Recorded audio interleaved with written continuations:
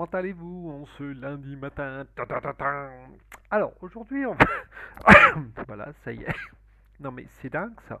Je vais discuter pendant 2 ou 3 heures, je vais faire des séances par moment, je vais avoir aucune toux, et là, boum, j'arrive là-dessus, ça tousse. Bon, allez, c'est pas grave. Hop, on chasse toutes les entités. On va parler d'un petit sujet tout simple, les cartes. Alors j'ai différents jeux. Là j'ai l'oracle des miroirs. Toc, viens ici toi. J'ai le Béline. Alors moi j'adore le Béline parce qu'il est clair, il est tranchant, il est franc. J'adore ce jeu-là. J'ai la triade. Celui-ci, j'aime bien m'en servir sur ce qui est côté sentimental, etc. J'en ai un que je me sers beaucoup moins, c'est l'oracle bleu. Je l'avais trouvé super, mais j'ai un petit peu de mal par moment. Bon, après chacun, voilà, chacun son truc. Qu'est-ce que j'ai d'autre? Qu'est-ce que j'ai gardé parce que j'en ai dégagé beaucoup. J'ai le persan. Je me suis beaucoup servi des arcades majeures dans le persan. Les mineurs, je m'en suis pas trop servi, mais les arcades majeures, oui. Hop, ça, j'ai j'ai l'oracle G, ben, que je me sers très peu. Je m'en sers très peu. Je m'en suis servi beaucoup à un moment donné. Oups là. Et là, ben non, c'est vrai que je m'en sers pas beaucoup. Je devrais peut-être m'en servir plus. Après, ça me parle pas. Et le dernier, j'ai uniquement les arcanes majeures du tarot de Marseille. Voilà. Mais mes trois principaux que je me sers, c'est le triade, l'oracle G et l'oracle des miroirs. Alors, que vous dire sur ces jeux? Avant, je devais en avoir, je crois, une quinzaine de jeux, parce que, bon, voilà, j'aimais bien, on est comme certaines personnes, on adore on adore avoir plusieurs sortes de jeux, certains les collectionnent. Euh, du jour où j'ai balancé mes croyances, j'en ai enlevé énormément. Tout ce qui était oracle des anges, puisque bon, moi, tout ce milieu-là ne me parle absolument plus, puisque on se connecte à des entités qui pour moi ne sont pas saines. Voilà. Après, d'accord, ça me dit de le dire après. Ok. Euh, que vous dire de plus? Donc j'ai viré tout ce qui pour moi avait une énorme entité derrière. Je ne dis pas qu'il y a peut-être pas d'entité derrière ces jeux. Le seul jeu où je mets un doute, c'est le tarot persan de Madame je sais plus quoi. Bon, il est nettoyé normalement. Je dis bien normalement, il est neutre, hein. Euh, vous avez énormément d'entités derrière ces jeux-là, mais c'est notre. D'accord, ça me dit. Oh punaise, ça me dit de le dire après. Bon, voilà. Donc, j'ai viré tout ce qui concernait les jeux des anges. Donc, je devais en avoir deux, peut-être trois, je ne sais plus exactement. Ensuite, j'ai viré tout ce qui était jeux sur Gaïa. J'en avais un ou deux, il me semble. J'ai dégagé. Pour moi, tout ce qu'il y avait de jeux qui auraient pu me ramener des entités, je les ai littéralement chassés pour être tranquille. Maintenant, tout dépend de l'intention que vous allez mettre sur vos cartes. Donc, j'ai des personnes qui font appel à des guides, mais c'est pas leur guide à eux, entre guillemets. On va dire, c'est des consciences, que ce soit entités, que ce soit défunts, qu'il y a autour d'eux. Parce que il est tout à fait possible que ben, leur grand-mère ou leur grand-père ou quoi que ce soit avait également, j'aime pas parler de dons, ces facultés, voilà, ces facultés de voyance, etc. Donc ils ont un petit peu plus de facilité. Vous avez ceux qui se connectent directement aux entités, donc qui demandent carrément l'appel des anges. Donc pour eux, il y a un certain confort. Alors je vais juste mettre une petite parenthèse pour ceux qui me disent oui, mais les anges ci, les anges ça. Donc ça, c'est juste la petite parenthèse, l'apartheid de cette vidéo. Dites-vous bien que si les anges, les saints, le Dieu, etc. existaient vraiment, pensez-vous, et ça, je vous invite vraiment à faire cette réflexion, pensez-vous qu'il y aurait autant de misère dans le monde? Donc des personnes, des jeunes enfants qui décèdent de cancer, des personnes qui meurent de faim, toutes les guerres qu'on nous annonce, etc. C'est juste une petite réflexion. Pensez-y, mais ne polarisez surtout pas par rapport à la question que je vous pose. Parce qu'il y en a beaucoup qui m'ont polarisé, oui, mais moi je suis bien avec les anges. Tant mieux, vous êtes bien avec les anges, c'est tant mieux pour vous. Mais voyez ce qu'il y a derrière. Voilà. Dites-vous bien qu'à chaque fois que vous faites appel à un ange, attention, je le dis, je le répète encore et encore et encore, c'est ma façon de voir les choses, c'est ma façon de ressentir les choses. Il y a de plus en plus de personnes qui le ressentent de la manière où je le ressens. Voilà, je leur explique les choses, je leur explique le plus, on va dire le plus neutrement possible, un nouveau mot. Voilà. Voilà, donc faites-vous cette réflexion. Si vraiment ces êtres divins, ces êtres de lumière existaient vraiment, y aurait-il autant de misère dans le monde autour de nous, etc., etc. Voilà, posez-vous cette question. S'il vous plaît, je vous en prie, je vous en supplie même, posez-vous cette question. Voilà. Maintenant, quand je fais mes tirages, que ce soit les lives, que ce soit par rapport à des, ah, flûte, je suis en train de paumer le mot, par rapport à des consultations privées, je me connecte, on va dire qu'à, ça me dit deux énergies. La mienne, on va dire mon soi qui est au niveau de l'astral. Comment peut-on dire que c'est mon soi qui est au niveau de l'astral? Je ne peux pas vous le dire, je le ressens.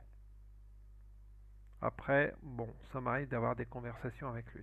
Mais bon, ça c'est en privé, hein, je vous dis pas ce qu'on se dit. Voilà. Et je me connecte également à l'énergie de la personne qui vit en face de moi. Euh, que vous dire de plus au niveau de la voyance, au niveau des cartes? Donc comme je vous ai dit, si vous appelez un ange, un archange ou un saint ou n'importe quoi, donc ce saint vous dira sûrement, et ça arrive régulièrement, une certaine vérité. Il vous amènera une certaine vérité, mais n'oubliez pas que vous signez un contrat derrière. Ça veut dire que le jour où votre véhicule, donc votre corps physique, sera fichu et que vous monterez là-haut pour vous réincarner, vous allez dire quoi? Bah moi j'ai fait le bien dans ma vie, donc bah, j'ai fait des belles voyances, j'ai aidé les gens, j'ai peut-être fait du magnétisme, etc., etc. Mais eux ils vont vous dire quoi? Ils vont dire hé pépé ou ma mère, tu as fait quoi là? Chaque coup que tu nous as demandé de l'aide, tu as fait quoi? T'as signé un contrat avec nous. Donc, tu ne choisis pas où tu vas aller, tu ne choisis pas qui tu veux être. Tu es à notre service parce que tu t'es permis de nous demander notre aide et on est venu t'aider. Voilà, j'ai cru que j'allais faire un signe comme ça. Ah, va des rétro satanas. Voilà. Donc, faites très attention à ce que vous mettez derrière on va dire, les êtres que vous appelez. Après, il peut très bien y avoir, comme je vous l'ai dit précédemment, un défunt. Donc, un défunt n'est pas une entité. Je vous l'ai expliqué dans la vidéo, dans une des vidéos précédentes sur les entités. Un défunt n'est pas une entité. Mais attention, vaut mieux que l'on ait donc après notre, on va dire, alors il y a, ouais, une chose que j'aurais dû expliquer, on a deux sortes de défunts entre guillemets. Nous avons la personne proche de nous qui est décédée, allez, je vais prendre l'exemple d'une maman. Votre maman vient de décéder, donc on va dire que entre le temps où il faut qu'elle parte et le temps d'avoir quitté son véhicule, il y a un petit temps d'adaptation. Quand il y a des personnes à faire partir, en général, j'attends toujours au moins quelques jours, voire on va dire quasiment quelques semaines pour être sûr que le défunt soit prêt à partir. Je l'ai vu chez certaines personnes à ce niveau-là, donc voilà, on attend toujours un petit peu. Donc on va faire quoi? On va faire une séance pour faire partir le défunt.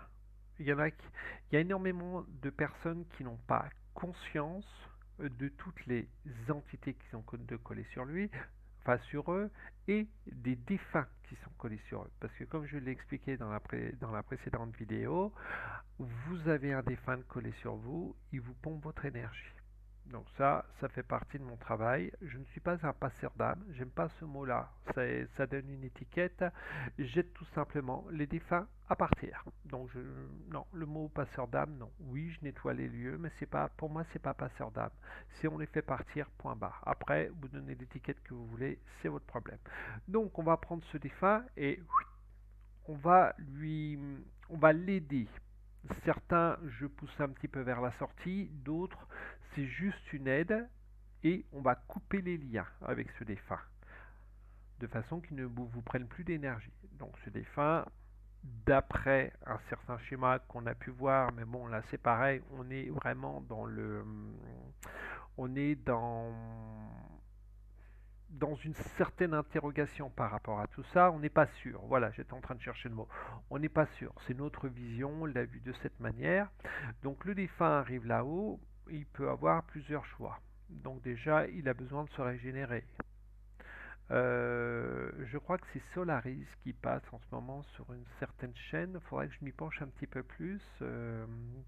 Je ressens, après c'est ma façon de faire, c'est enfin ma façon de penser, je ressens peut-être une certaine vérité là-dedans. Il faudra que je m'intéresse à ce petit film parce que bon, il y a beaucoup de vérité dans les films.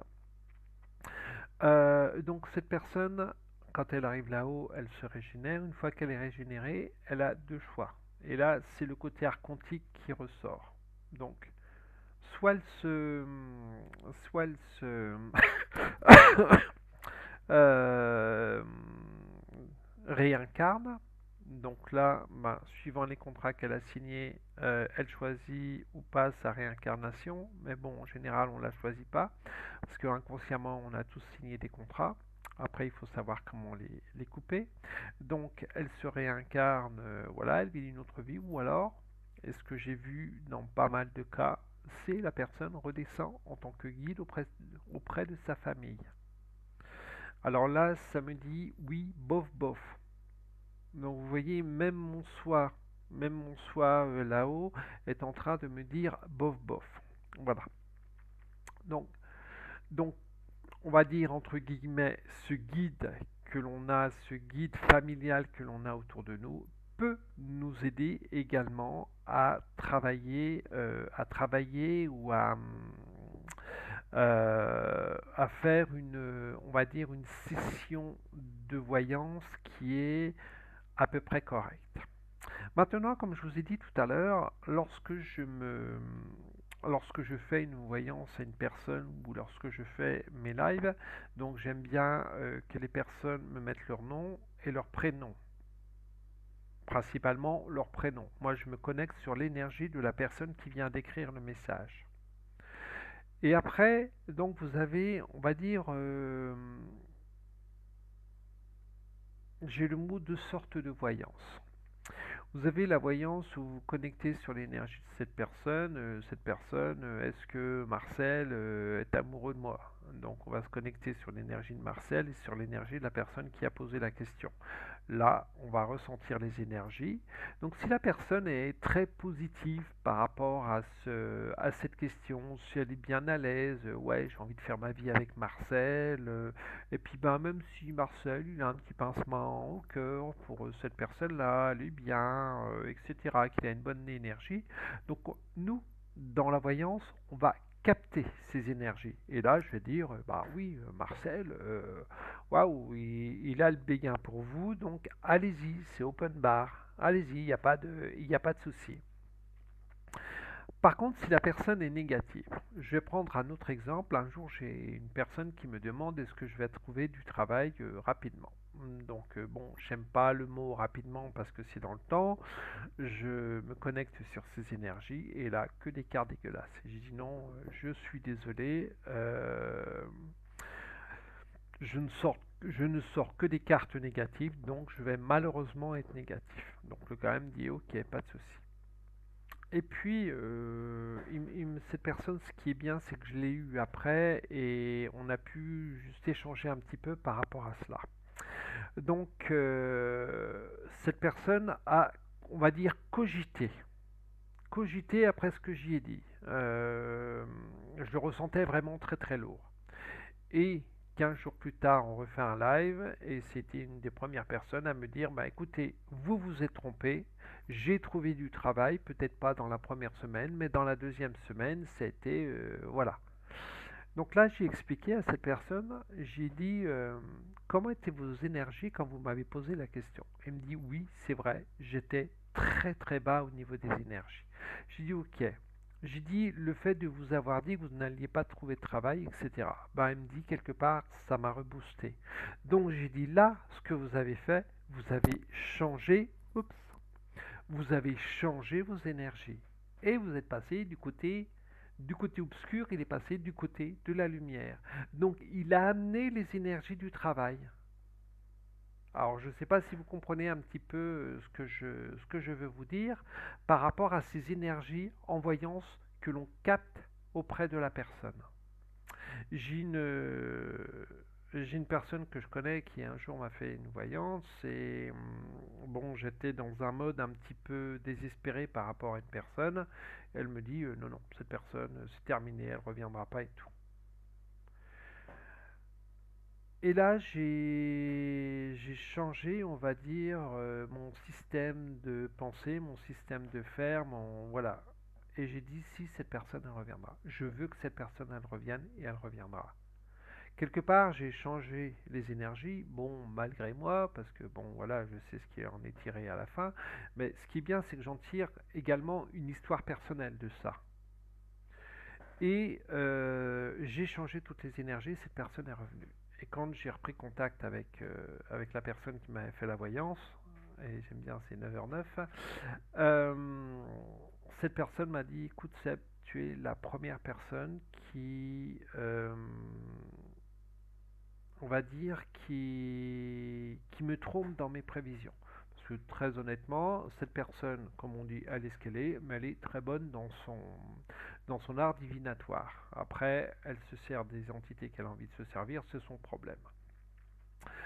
Euh, et là, je n'avais pas encore réalisé que quand on se capte sur l'énergie des personnes, donc quand elle m'avait fait cette voyance, j'étais au plus bas, j'étais psychologiquement, je ne veux pas dire désespéré, mais bon, vous savez, quand on est amoureux, on est con, et puis on veut s'accrocher alors qu'on devrait tout simplement lâcher.